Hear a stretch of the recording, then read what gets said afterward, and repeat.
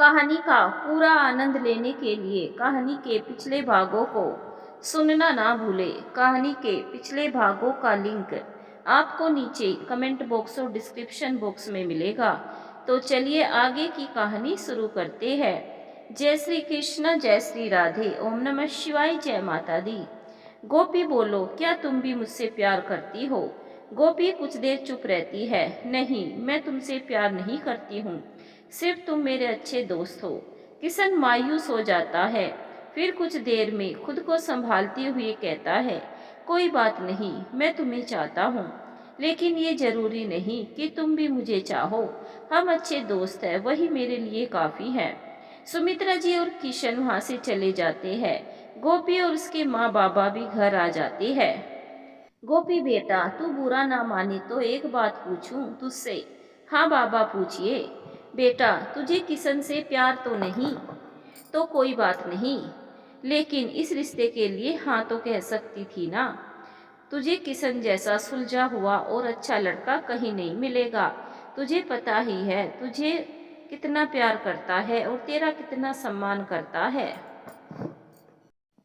और सुमित्रा जी तो तुझे अपनी बेटी मानती है, ना कहने की तो कोई वजह नहीं है। मुझे पता है बाबा, किशन बहुत अच्छा इंसान है और मेरे बारे में जानते हुए भी मुझसे प्यार करता है। उसे तो एक से बढ़कर एक कुंवारी लड़कियां मिल सकती है, वो हर तरह से परफेक्ट है, लेकिन वो मुझ जैसी शादीशुदा और एक बच्चे की माँ से प्यार करता है और शादी करना चाहता है। ये मेरे लिए कितनी बड़ी बात है, लेकिन मैं मजबूर हूँ। मैं चाहती हूँ कि मेरे अतीत का काला साया किशन पर कभी ना पड़े और मेरी वजह से उसे कोई नुकसान हो, इसीलिए मैं उससे दूर रहना चाहती हूँ। जैसे तुझे अच्छा लगे वैसे करना, हम तेरे साथ है बिटिया। अगर आप लोग ना होते तो न जाने आज मैं जिंदा होती कि नहीं। चल अब आराम कर। अगले दिन सुबह साक्षी जी, सुनिए जी, मुझे लग रहा है गोपी भी किशन से प्यार करने लगी है। तुम्हें कैसे पता है? मैं अभी गोपी के पास गई थी, मेरी नज़र उसके फोन पर पड़ी। वो फोन में किशन की फोटो को बड़ी प्यार से देख रही थी। मुझे देखते ही फोन को छुपा दिया। मुझे भी कुछ ऐसा ही लगता है, लेकिन कह नहीं सकते सच क्या है। चलो सुमित्रा जी से मिलकर आते हैं। फिर वो दोनों किशन के घर जाते हैं और सुमित्रा जी का हाल चाल पूछते हैं। माँ जी, मुझे लगता है शायद गोपी भी किशन से प्यार करती है, लेकिन अपने अतीत की वजह से वो किशन से दूर रहना चाहती है। हाँ बेटा, लगता तो मुझे भी ऐसा ही है। गोपी जिस तरह किशन का ख्याल रखती है और जब भी यहाँ आती है किशन की हर चीज का ख्याल रखना, बार बार उससे फोन करना, हर वक्त किशन का इंतजार करना, इससे यही पता चलता है कि कहीं ना कहीं गोपी भी किशन से प्यार करती है। माँ जी, अगर गोपी किशन से शादी करने के लिए तैयार हो जाए तो आपको कोई ऐतराज तो नहीं होगा? मुझे ऐतराज क्यों होगा, क्योंकि गोपी एक शादीशुदा है और एक बच्चे की माँ भी है। तो क्या हुआ, वो शादीशुदा है और एक बच्चे की माँ है। क्या हमारे समाज में एक विधवा और एक तलाकशुदा औरत को अपनी जिंदगी अपने तरीके से जीने का हक नहीं है? अगर कोई विधवा तलाकशुदा महिला अपनी जिंदगी फिर से किसी और से शादी कर जीना चाहती है, तो इसमें समाज के सभी लोगों को ऐसी महिलाओं का साथ देना चाहिए। उनकी खुशी में शामिल होकर उन्हें प्रोत्साहित करना चाहिए। तभी तो हमारी सोच बदलेगी। सोच बदलेगी तो समाज खुद ब खुद बदलेगा। फिर मुझे ऐतराज क्यों होगा बेटा? मैं पुराने जमाने की जरूर हूँ, लेकिन ख्यालात आज के जमाने के हैं। गोपी शादीशुदा है तो क्या हुआ, मैं पसंद करती हूँ, मेरा किशन उससे प्यार करता है। गोपी के साथ जो नाइंसाफी हुई है, इतनी छोटी उम्र में उसने क्या कुछ नहीं भोगा है। अगर वो आज शादी के लिए तैयार हो ना, मैं अभी करा दूँ दोनों की शादी, लेकिन हमें सही वक्त का इंतजार करना है। उसे ऐसा नहीं लगना चाहिए कि वो हमारे ऊपर बोझ है। बेटा, आप लोग भी इस बात का विशेष ध्यान रखना और अभी गोपी से कुछ मत कहना, ठीक है? ठीक है माँ जी, जैसा आप चाहो। देखते ही देखते 3-4 साल गुजर गए। अब सब कुछ बदल चुका था। गोपी ने अपना नाम बदलकर आरती रख लिया, क्योंकि गोपी नाम से वीरेन ने उसे दुनिया के सामने बदनाम कर रखा है। गोपी ने किशन की मदद से खुद को पूरी तरह बदल लिया है। अब वो पहले जैसी सीधी सादी गोपी नहीं दिखती है। अब वो पहले से ज्यादा खूबसूरत और स्टाइलिश दिखती है। अब वीरेन गोपी को इतनी आसानी से पहचान नहीं पाएगा। गोपी की मेडिकल की पढ़ाई पूरी हो चुकी है और गोपी एक कामयाब डॉक्टर बन गई है। लेकिन अभी उसका संघर्ष खत्म नहीं हुआ है। युवराज के साथ उसे नौकरी भी करनी है और वीरेन से बदला कैसे लेना है, इस बारे में भी सोचना है। फिर भी हर मुश्किल का सामना करके आगे बढ़ रही है। किशन भी हर तरह से मदद कर रहा है। किशन के सपोर्ट से उसे हिम्मत मिल रही है। कुछ महीने बाद गोपी डॉक्टर की प्रैक्टिस करते टाइम उसकी मुलाकात स्नेहा नाम की एक वकील से हुई। वह उसकी अच्छी सहेली बन गई। धीरे धीरे गोपी ने स्नेहा को अपनी आप बीती भी बताई। कभी कभी वो बहुत दुखी हो जाती है। आज गोपी मायूस होकर मंदिर में आकर बैठी थी। किशन को पता चलता है गोपी मंदिर गई है, तो वो भी वहीं जाता है। गोपी, क्या हुआ? क्यों इतनी दुखी हो? कुछ नहीं किशन। एक दिन सुबह ही उठकर गोपी न्यूज़पेपर पढ़ रही थी। फ्रंट पेज पर लिखा था, कानपुर शहर के बड़े बिजनेसमैन रघुनाथ मल्होत्रा का बड़ा बेटा विराट मल्होत्रा लड़कियों की खरीद फरोख्त करते पकड़ा गया और लड़कियों को डरा धमकाकर उनके साथ जबरदस्ती करने का आरोप भी लगे हैं।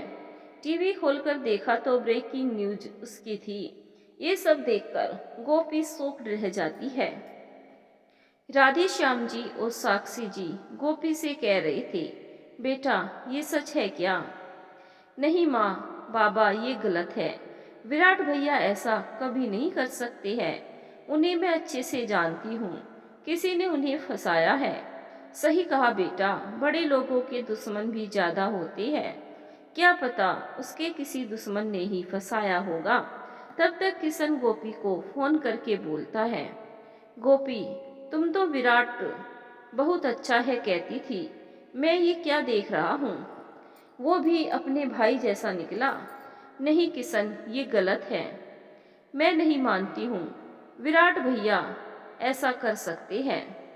ये सारी न्यूज गलत है क्या? ये क्या हो रहा है मुझे पता नहीं है। जो भी हुआ है उनके साथ गलत हुआ है। तुम मुझसे थोड़ी देर में मिल सकते हो क्या? हाँ, अभी आता हूँ। कुछ देर में किशन गोपी के पास आता है। तुमने मुझे क्यों बुलाया है? मुझे पता है विराट भैया ऐसा कभी नहीं कर सकते। मुझे उन पर पूरा विश्वास है। फिर ये सब क्या है? मुझे पता है ये सब किसने किया है और भैया को किसने फंसाया है। किसने किया है? उस वीरेन के अलावा और कौन हो सकता है? ये तुम कैसे कह सकती हो? क्योंकि सारे गलत काम वही करता है।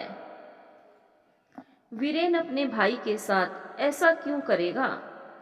वो अपने स्वार्थ के लिए किसी के भी साथ कुछ भी कर सकता है। हमें पता लगाना चाहिए आखिर ये माजरा क्या है। ठीक है, मैं आज से शुरू कर देता हूँ। किशन, मैं तुम्हें उस वीरेन से दूर रखना चाहती हूँ। मेरी वजह से कहीं तुम्हारे साथ कुछ गलत ना हो, इसीलिए तुम इस मामले से दूर ही रहो तो अच्छा है। अगर तुम्हें कुछ हो गया तो मैं तुम्हारे बिना कैसे जीऊंगी? किशन, क्या कहा तुमने? मेरे बिना कैसे जियोगी? मेरा मतलब है दादी माँ का क्या होगा? अच्छा, मैं तो कुछ और ही समझा था। तुम चिंता मत करो, सब हो जाएगा। मुझे पता है क्या करना है। किशन अंदर ही अंदर पता करवाता है।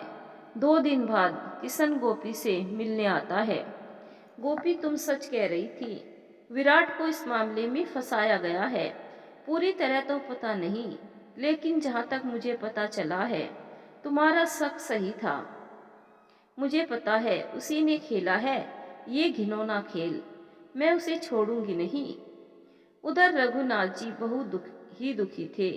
उन्हें समझ नहीं आ रहा था ये क्या हो रहा है। फिर वो जेल में विराट से मिलने जाती है और कहती है, विराट सच क्या है? डैडी मैंने ऐसा कुछ भी नहीं किया है। मुझे किसी ने फंसाया है। मैं वहाँ किसी काम से गया था। मुझे उस होटल में वीरेन जैसा दिखाई दिया। उसका पीछा करते हुए वहाँ गया था। लेकिन वहाँ का नज़ारा देखकर मैं चौंक गया। इतने में सब भाग गए। मैं वहीं खड़ा उन लड़कियों को देखे जा रहा था। इतने में पुलिस आ गई। फिर मेरे साथ ये सब कुछ हो गया। डैडी, आपको मुझ पर विश्वास है ना? मुझे तुम पर विश्वास है। फिर ये सब कैसे हो गया है? ये सब मुझे नहीं पता कैसे हो गया। डैडी मेरी जमानत का क्या हुआ? कुछ नहीं हुआ। एक तो आज शनिवार है, कल संडे। अब जो भी होगा सोमवार को ही होगा। फिर हमारा वकील कह रहा है इस केस में जमानत मिलना मुश्किल है। बहुत ही हाई प्रोफाइल केस बन गया है। पहले गोपी की वजह से बदनामी के साथ साथ हमारे बिजनेस पर इफेक्ट पड़ा था। धीरे धीरे लोग भूलने लगे थे। अब ये सब हो गया। इस घटना से हमारी बदनामी तो हुई है, साथ जो बचा हुआ कारोबार था वो भी बर्बादी के कगार पे है। डैडी मुझे पता है सब खत्म हो गया है। आप ज्यादा दिमाग पे जोर मत दीजिए। मुझे पता है अगर हम सही है ना तो कोई ना कोई रास्ता जरूर निकल आएगा। बस अब ईश्वर पर ही भरोसा है, वो कोई चमत्कार कर दे। डैड बस ऐसा ही होगा, विश्वास रखिए भगवान पर। डैडी ये वीरेन कहाँ है? मुझे मिलने तक नहीं आया। वो भी क्या करेगा बेचारा, पहले से परेशान है। अब जो तुम पर आरोप लगे हैं उससे टूट गया है। उसका रो रो कर बुरा हाल है। आ रहा था तुमसे मिलने, पर मैंने ही मना कर दिया यहाँ आने के लिए। वो कंपनी गया है, इस डूबते हुए बिजनेस को संभालने की कोशिश कर रहा है। चलो ये भी ठीक है। डैडी इस केस के लिए कोई अच्छा वकील हायर करना होगा। आपको पता है आजकल शहर में एक ही वकील के चर्चे हैं। सुना है वो सच्चाई के लिए केस लड़ती है। स्नेहा नाम है उस वकील का। और कोई भी केस हारती नहीं है। उससे मिलने की कोशिश कीजिए। तुमने सच कहा। आजकल हर न्यूज़ चैनल पर, पेपर में उसकी चर्चा होती है। हाँ डैड, सही कहा, एडवोकेट स्नेहा है। डैडी आप रमाकांत अंकल से कहिए पता करे वो रहती कहाँ है और ऑफिस कहाँ है।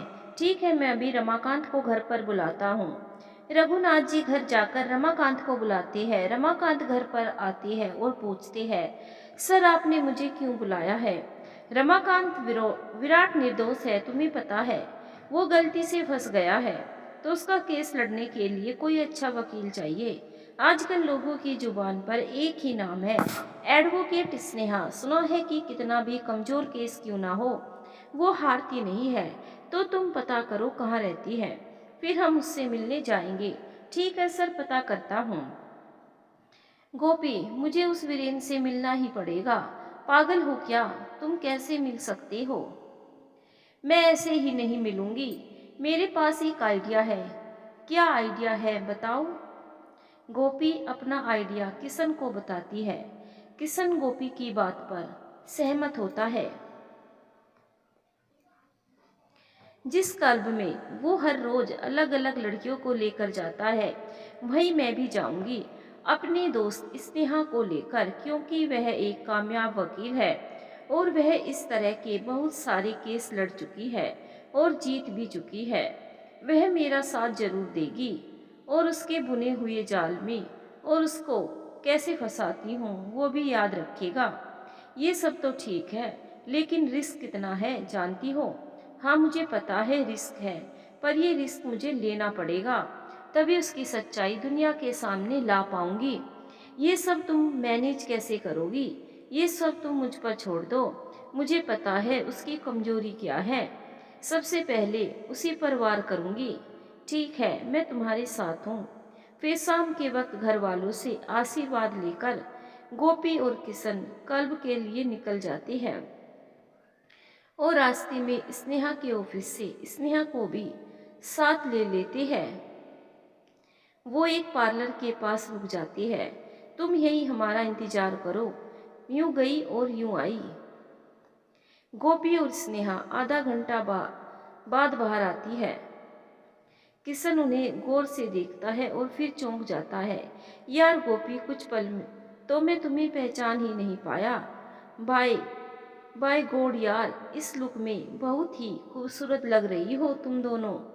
गोपी ने मिनी स्कर्ट, हाई हील्स, बाल करली, आंखों में काला चश्मा लगा था। इस लुक में गोपी किसी मॉडल से कम नहीं लग रही थी। इसी तरह स्नेहा भी तैयार हुई थी। मेरी आंखें धोखा खा गई तो वो वीरेन तुम्हें क्या ही पहचानेगा। लेकिन किशन की नज़र गोपी से हट ही नहीं रही थी। क्या देख रहे हो, चलो भी। किशन मजाकिया अंदाज में कहता है, यार बहुत ही हॉट लग रही हो, इसीलिए देख रहा हूँ। गोपी मुस्कुराते हुए बोली, चल छिछोरे। छिछोरा और मैं फिर तीनों हंस पड़ते हैं। कुछ देर में तीनों क्लब पहुंच जाते हैं। किशन और स्नेहा वहाँ बाहर गोपी का इंतजार करते हैं। गोपी अंदर जाती है। वहाँ अजीब तरह के लड़के लड़कियाँ नशे में झूम रहे थे। सारे लड़के गोपी के पास जाकर कहते हैं, बहुत खूबसूरत हो, क्या हमारे साथ डांस करना चाहोगी? मैं तुम जैसे दो कौड़ी के लड़कों से बात नहीं करती। प्रियंका चोपड़ा तुम जैसे लड़कों को अपनी उंगली पर नचाती है, नाचती नहीं। हाय, हम तुम्हारी उंगली पर नाचने को तैयार है। इतने में वीरेन आता है। जैसे गोपी वीरेन को देखती है, डर से कांपने लगती है। पुरानी बातें उसकी आंखों के आगे घूमने लगती है। फिर खुद को संभालते हुए बाल के पास जाकर खड़ी होती है। उंगलियों से अपने बालों को घुमाती हुए इधर उधर देखती है और हाथ में वाइन का गिलास लेकर पीने का नाटक करती है। ओ, आज इस बार में ये न्यू आइटम कौन है? Hi beautiful girl. Gopi attitude में हाय कहती है। वीरेन, यहाँ तुम्हें पहले कभी देखा नहीं। पहले नहीं देखा तो अब देख लो। वैसे हो बहुत खूबसूरत। Oh really? जी हाँ, मुझे ऐसा क्यों लग रहा है तुम्हें पहले कहीं देखा है? गोपी मन ही मन में कहती है, कहीं इसने मुझे पहचान तो नहीं लिया होगा। मैं पहली बार कानपुर शहर आई हूँ। कैसा लगा तुम्हें? पहले मिली हूँ, शायद मुझे गलतफहमी हुई है। छोड़ो ये सब, क्या मेरे साथ डांस करना चाहोगी? प्रियंका चोपड़ा हर किसी के साथ डांस नहीं करती। तुम जैसे दो कौड़ी के लड़कों के साथ तो बिल्कुल भी नहीं। कहते हुए अपने बालों को चटकते हुए बाहर निकल जाती है। वीरेन सबके सामने अपनी बेइज्जती होते देख गुस्से में मुट्ठी भींचते हुए कहता है, प्रियंका चोपड़ा, तुझे छोड़ूंगा नहीं। गोपी फटाफट जाकर किशन की गाड़ी में बैठ जाती है। किशन से कहती, चलो यहाँ से। रास्ते में किशन और स्नेहा पूछती है, कुछ काम हुआ क्या? कुछ बात बनी? नहीं, अभी कुछ भी नहीं हुआ। पहली मुलाकात में ही ज़्यादा नज़दीकियाँ बढ़ाऊंगी तो उसे शक हो जाएगा। वैसे भी कह रहा था तुम्हें कहीं देखा है। फिर तुमने क्या कहा? मैंने यही कहा कि मैं कानपुर शहर पहली बार आई हूँ। तो उसे विश्वास हो गया था। उसे देखकर मेरा खून खोल रहा था। जो मेरे साथ उसने किया था वो मेरी आंखों के आगे एक चलचित्र की तरह घूम रहा था। वो मेरे पास आ रहा था। मुझे उससे घृणा हो रही थी। कितना बेशर्म है, भाई को जेल में डालकर खुद रंगरलिया मना रहा है। ऐसे धूर्त लोग किसी के सगे नहीं होते हैं। आगे का क्या प्लान है? कल फिर क्लब जाऊंगी और उसके साथ कुछ और नाटक करूंगी। अगले दिन रमाकांत रघुनाथ जी से कहता है, सर पता कर लिया है, एडवोकेट स्नेहा का ऑफिस कहाँ है? रघुनाथ जी, हमारे पास ज़्यादा समय नहीं है। चलो आज ही उससे मिलने जाते हैं। फिर रघुनाथ जी और रमाकांत जी एडवोकेट स्नेहा से मिलने जाते हैं। वो लोग 2 घंटे बाद एडवोकेट स्नेहा के ऑफिस पहुंच जाते हैं। वो दोनों रिसेप्शन पर जाकर बैठ जाते हैं। स्नेहा और गोपी की अंदर सीनियर वकीलों के साथ मीटिंग थी। गोपी भी विराट के केस के सिलसिले में ही बात करने आई थी। स्नेहा के ऑफिस में फिर रघुनाथ जी गार्ड से पूछते हैं, क्या हम एडवोकेट स्नेहा से मिल सकती है? गार्ड अंदर जाता है और कहता है, स्नेहा मैम, आपसे मिलने कोई आए है। कौन है? पता नहीं। ठीक है, कुछ देर रुकने को बोलिए। फिर गार्ड उन्हें कुछ देर रुकने को बोलता है। कुछ देर बाद वो लोग गार्ड से कहते हैं, स्नेहा से बोलो कि हो सके तो जल्दी मिले। कहो रघुनाथ मल्होत्रा आए हैं। गार्ड अंदर जाता है और कहता है, स्नेहा मैडम, कोई रघुनाथ मल्होत्रा है, वो आपसे जल्दी मिलने को कह रहे हैं। वहीं बैठी गोपी रघुनाथ मल्होत्रा जी का नाम सुनते ही चौंक जाती है और जल्दी बाहर की तरफ आती है। फिर उसके कदम अचानक वहीं रुक जाते हैं। फिर वो वहीं से अंदर आती है और कुछ देर चुप रहती है। उसकी आंखों में आंसू भर आते हैं। अपने आंसुओं को थामकर स्नेहा से कहती है, स्नेहा, वो शायद विराट मल्होत्रा के फादर है, अपने बेटे के लिए आए हैं। तुम उनके केस को अच्छे से स्टडी करना। गोपी, तुम्हें अभी उनसे लगाव है, इतना सब कुछ होने के बाद भी। हाँ स्नेहा, ये सब बहुत अच्छे है। बिगड़ा हुआ तो वह एक वीरेन ही है। जाओ प्लीज उनसे बात करो और उनका केस भी लड़ो। गोपी खिड़की के पास से छुपकर उनको देख रही थी। अपने बाबूजी और रमाकांत ताऊजी को देखकर रो पड़ी।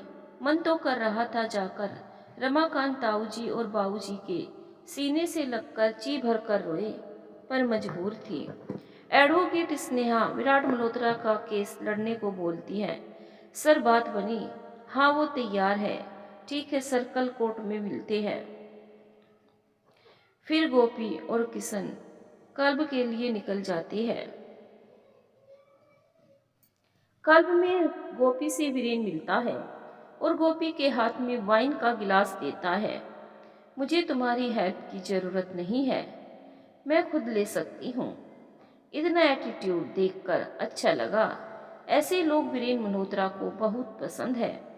क्या कहा तुमने? तुम वीरेन मल्होत्रा हो? हाँ, मैं वीरेन मल्होत्रा हूँ। ओह माय गॉड, मैंने सोचा नहीं था तुम मुझे यहाँ मिलोगे। बहुत सुना है तुम्हारे बारे में। क्या सुना है? यही कि तुम बहुत बड़े और अच्छे बिजनेसमैन हो। मैं आपसे मिलना चाहती थी, सो आज मिल ही लिया। कल मैंने तुम्हारे साथ अच्छा बिहेवियर नहीं किया था, उसके लिए माफ़ी चाहूँगी। वीरेन मन ही मन खुश होकर कहता है, तुम जैसी खूबसूरत बलाओं को वीरेन अपने जाल में फंसा ही लेता है। माफ़ी किस बात की, हम अब दोस्त हैं।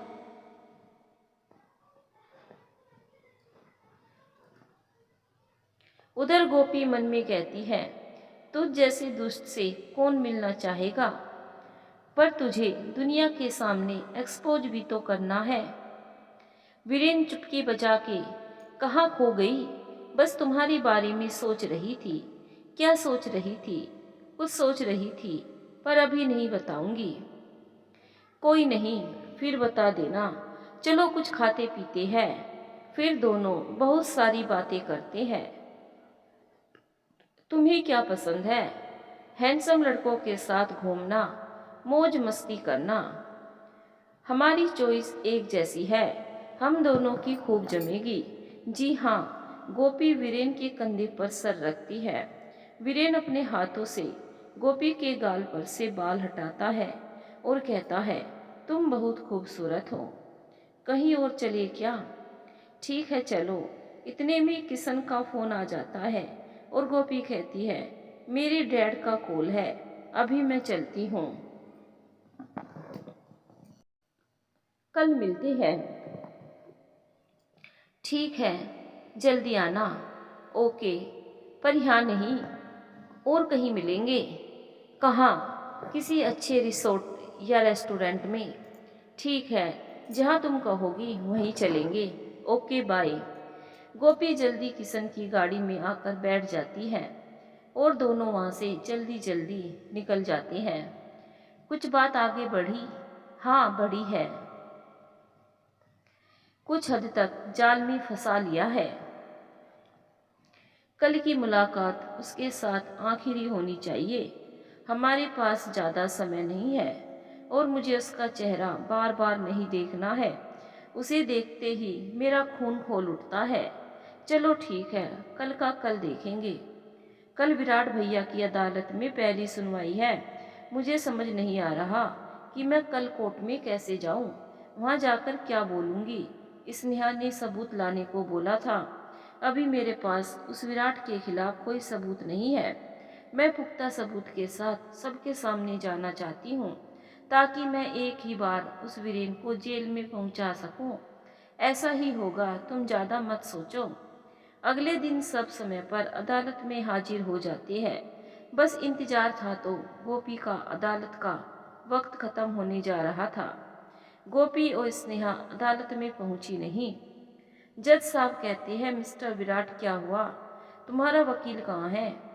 विराट कुछ नहीं बोल पाया। फिर रघुनाथ जी स्नेहा को फोन करते हैं। उधर से स्नेहा बोलती है, सर मैं रास्ते में कहीं फंस गई हूँ। अब समय पर कोर्ट पहुंचना नामुमकिन है। आप 2 दिन की मोहलत जज साहब से मांग लीजिए। यह सब गोपी का ही प्लान था, क्योंकि उनके पास अभी कोई सबूत नहीं था। फिर रघुनाथ जी जज साहब से 2 दिन का समय मांगते हैं। जज साहब कहती है, ये पहला मौका है, हम आपको 2 दिन का वक्त देते हैं। अगली बार ऐसा नहीं होना चाहिए। जी ठीक है। अगले दिन गोपी और किशन समय पर अपने काम को अंजाम देने के लिए निकल जाती है, यानी कि वीरेन से मिलने। रास्ते में चलते चलते किशन कहता है, गोपी बहुत जोर की भूख लगी है, आगे रेस्टोरेंट है, वहाँ खाना खाकर जाते हैं। फिर दोनों रेस्टोरेंट के अंदर जाती है और किशन खाना ऑर्डर करता है। किशन और गोपी बैठकर बातें कर रहे थे। वहाँ लड़कियां डांस कर रही थी और किशन को डांस के इशारे कर रहे थे।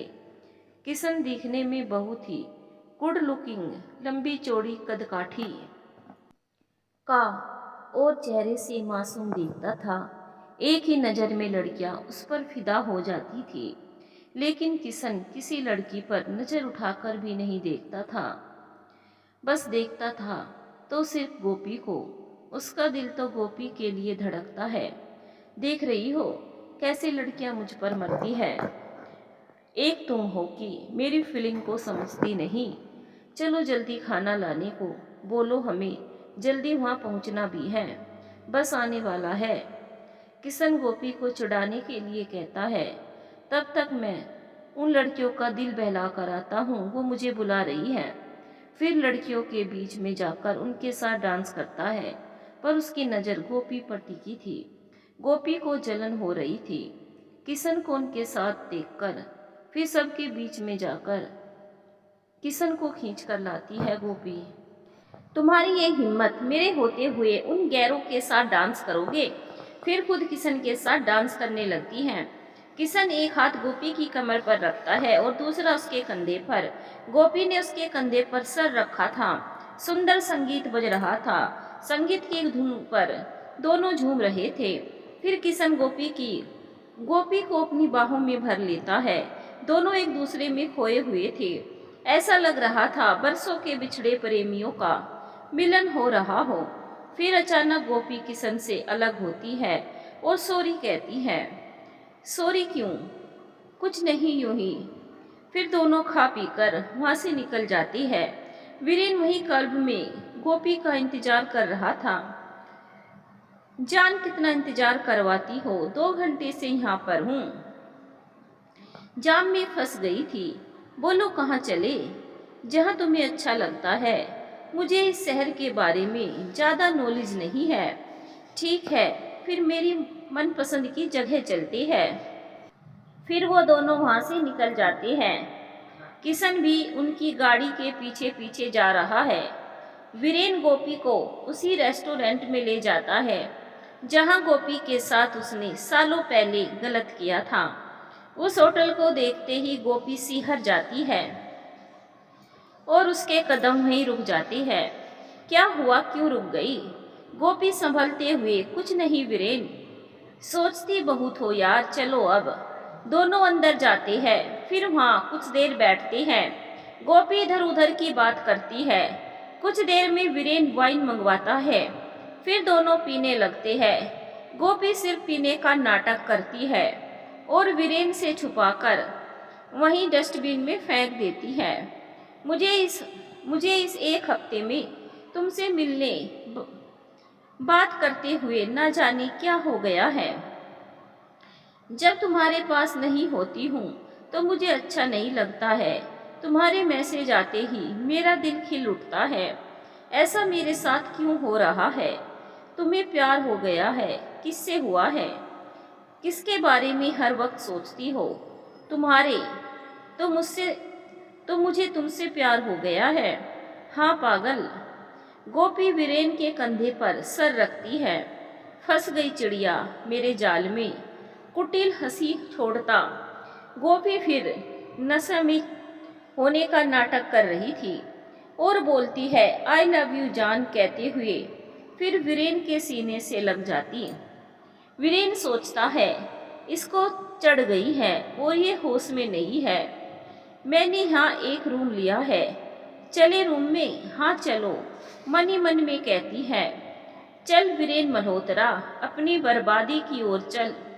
फिर चुपके से किशन को मैसेज करती है, मिशन सक्सेस होने वाला है, केयरफुली करना। ठीक है। वीरेन गोपी को रूम में ले जाता है और उसे बेड पर लिटाकर खुद फिर शराब पीता है। फिर गोपी के पास जाता है। मुझे और पीना है। वीरेन गोपी को गिलास देता है और कहता है मैं वॉशरूम होकर आता हूँ। गोपी उसके गिलास में नशे की दवाई डाल देती है। फिर वीरेन गोपी के नजदीक आता है। ऐसे नहीं, एक एक जाम और हो जाए। ठीक है। गोपी अपने हाथों से वो दवाई वाली शराब वीरेन को पिलाती है। वीरेन नशे में चूर हो गया था और लड़खड़ा रहा था। गोपी पूछती है, जान मैंने सुना है तुम शादीशुदा हो। हाँ, तुमने सच सुना है। मैंने सुना है कि वो किसी और के साथ भाग गई थी। भागी नहीं है, मैंने उसे भागने पर मजबूर किया है। फिर तुमने शादी क्यों की थी उससे? वीरेन बताता है उसने गोपी से शादी क्यों की थी और उसने गोपी के साथ क्या क्या किया था। वीरेन अपने मुंह से बक रहा था। मैं तो उस गोपी को बेचने वाला था। उससे पहले बेचारी भगवान को प्यारी हो गई। गोपी सारी बातें फोन में रिकॉर्ड कर लेती है। जान, मैंने ये भी सुना है तुम्हारा बड़ा भाई भी लड़कियां बेचने का काम करता है और अब वो जेल में है। वीरेन नशे में हंसता है और कहता है वो नहीं करता है, ये सब काम मैं करता हूँ। वो तो बेचारा गलती से फंस गया था। वो कैसे?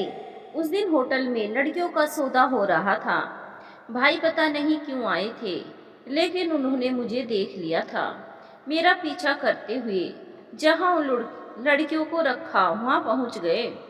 लड़कियों को हमने होटल के बेसमेंट में छुपा दिया और मैंने पुलिस को बताया कि विराट मल्होत्रा वहां लड़कियों को बेचने का काम करता है। फिर जो होना था वही हुआ। वो लड़कियां अब कहाँ है? उसी होटल में छुपाया है। वीरेन लड़खड़ाती जुबान से ये कहता है, ये सब बातें छोड़ो ना जान, आओ मेरे पास। गोपी एक एक जाम और हो जाए। वीरेन हाँ कहता है। एक बार और पी लेता है और गोपी को गोद में उठाने की कोशिश करता है। इतने में गोपी उसे बिस्तर पर धकेलती हुई वीरेन वही धड़ाम गिर जाता है। गोपी वहां से निकल आती है। किशन के सीने से लगाकर सिसक उठी। किशन डर गया। क्या हुआ? क्यों रो रही हो? काम नहीं हुआ क्या? काम हो गया। उस वीरेन को उसकी औकात दिखा दी। उसे सलाखों के पीछे डालने के लिए ये सबूत काफी है। किशन वो सारी रिकॉर्डिंग सुनता है, वो शॉक रह जाता है। कोई इंसान इतना कैसे गिर सकता है? किशन सारे सबूत संभाल कर रखना, कल कोर्ट में लाइव टेलीकास्ट होगा। वैसे तुम रो क्यों रही थी? खुशी से रोना आया था, फिर कुछ पुराने जख्म यहाँ आकर हरे हो गए थे, इसीलिए रोना आया। किशन गोपी के सर पर हाथ फेरते हुए कहता है, कल दुनिया के सामने तुम्हारी सच्चाई भी साबित हो जाएगी। अगले दिन विराट की सुनवाई के लिए सब कोर्ट पहुंच चुके थे। वीरेन गोपी को फोन करता है, जान तुम मुझे वहां छोड़कर क्यों चली गई थी? अरे तुमने बहुत पी ली थी। फिर मेरे डैड का फोन आया था, मुझे जाना पड़ा। आज मैं फिर मिलने आऊंगी। जल्दी आना, मैं इंतजार करूंगा। ठीक है, बस थोड़ी देर इंतजार करो, फिर इंतजार करने के लायक नहीं रहोगे। गोपी फोन काट देती है। राधे श्याम जी और साक्षी जी, दादी माँ पहले कोर्ट पहुंच चुके थे। किशन और गोपी भी पहुंचने वाले थे। वीरेन को पता चलता है विराट का केस स्नेहा लड़ने वाली है, तो उसने अपने आदमियों से कह दिया था वो वकील कोर्ट नहीं पहुंचनी चाहिए। कोर्ट के बाहर वीरेन के आदमी स्नेहा का इंतजार करते हैं। गोपी और किशन को पता चल चुका था, इसीलिए किशन गोपी और स्नेहा को वहां से बचाकर अंदर भेज देता है और वीरेन के आदमियों के बारे में पुलिस को खबर करता है। उन लोगों को पुलिस पकड़ लेती है। गोपी और स्नेहा अदालत के अंदर जाती है और अपने मुंह से कपड़ा हटाती है। रघुनाथ जी का परिवार और रमाकांत जी उसको देखकर सन्न रह जाती हैं। वीरेन गोपी को देखकर एकदम शॉक रह जाता है। ये तो मर चुकी थी, फिर यहाँ ये कैसे हो सकता है? उसके डर के मारे हालत खराब हो रही थी। उन सबको देखकर गोपी की आंखें भर आती है। फिर गोपी उन लोगों से नजरें चुराकर जज के सामने हाजिर होती है। कुछ देर बाद रघुनाथ जी कहते, गोपी तुम यहाँ क्या कर रही हो?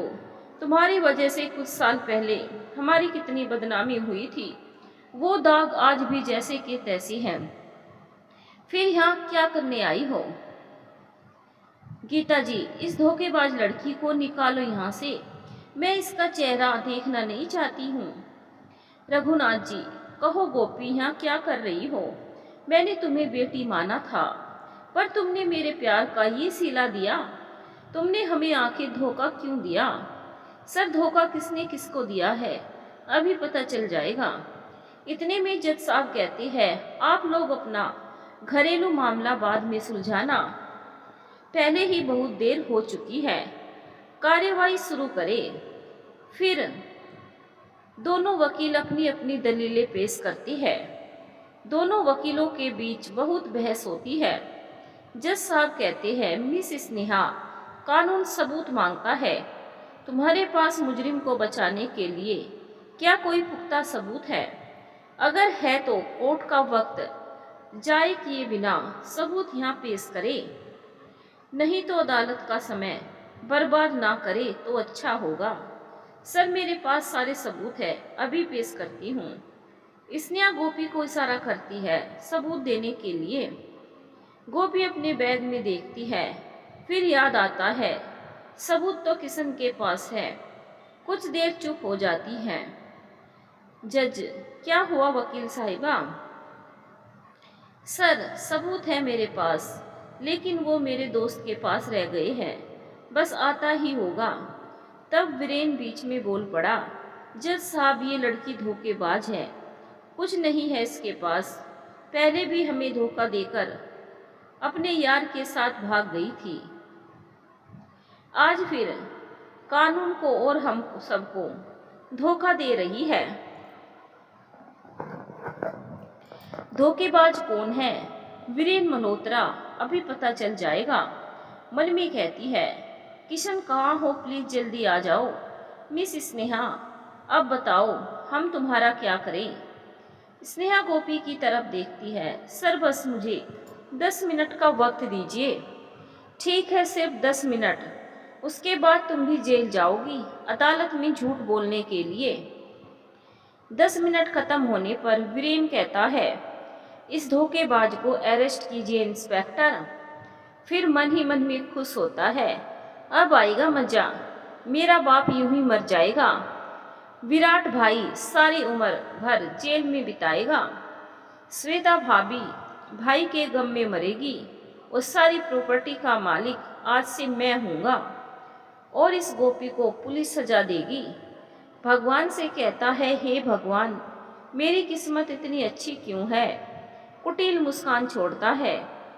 इतने में किशन आता है, जज साहब 1 मिनट, अब तुम कौन हो, जो कहना है कटघरे में आकर कहो।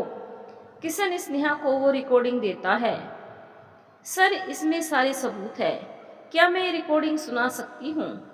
जज साहब, जरूर, क्यों नहीं। तब स्नेहा वो रिकॉर्डिंग अदालत में सुनाती है। सब कुछ देखकर सुनकर सब सन रह जाते हैं। गोपी के सामने रघुनाथ जी खुद को बोना समझ रहे थे। सिर्फ उनके आंखों से आंसू बह रहे थे। इतने में वीरेन बोला, अच्छा तो प्रियंका चोपड़ा बनकर मुझे तुमने धोखा दिया, एक धोखेबाज। और तुम जैसे अपराधियों को सजा दिलवाने के लिए मुझे ये सब करना पड़ा। तुमने बहुत सारी जिंदगियों को बर्बाद किया है। अब जाओ अपनी सही जगह, तुझे छोड़ूंगा नहीं। किशन वीरेन के आदमियों को भी अदालत में ले आया। जिन लड़कियों को किसी होटल में छुपाया था उन्हें भी पुलिस ले आई और उस मैनेजर को भी पकड़ लिया जिसके साथ गोपी को फंसाया था। और वो दोस्त भी गवाही देने आए थे। जब वीरेन गोपी को हनीमून के बहाने उसे अपने दोस्तों के हवाले कर रहा था, इन सभी लोगों के ने वीरेन के खिलाफ गवाही दी और वीरेन को सभी धाराओं के तहत उम्र कैद की सजा सुनाई। कोर्ट ने रघुनाथ जी कहने लगे, जज साहब, इस अपराधी को उम्र कैद नहीं, मौत की सजा दो, फांसी दो, इसे बचने का कोई अधिकार नहीं है। फूट फूट कर रोने लगे। पुलिस वीरेन को जेल ले जाती है। श्वेता और गीता जी को भी गोपी के साथ दुर्व्यवहार करने के इल्जाम में कुछ महीनों की सजा मिलती है, लेकिन गोपी उन्हें माफ करती है और कोर्ट में उनके ऊपर लगे आरोप खारिज करवाती है। गीता जी और श्वेता गोपी से माफी मांगती है। रघुनाथ जी, मेरे पीठ पीछे इतना सब कुछ हो गया और मैं अपनी बेटी को गलत समझता रहा। बेटी बनाकर लाया था तुझे, लेकिन मैं अपनी बेटी की रक्षा नहीं कर पाया। तेरे माँ बाबा को क्या जवाब दूंगा? विराट, गोपी, तुझे मैंने अपनी बहन माना था।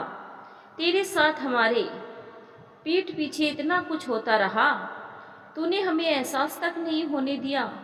क्यों? भैया, मैं मजबूर थी। गोपी से सब माफ़ी मांगते हैं।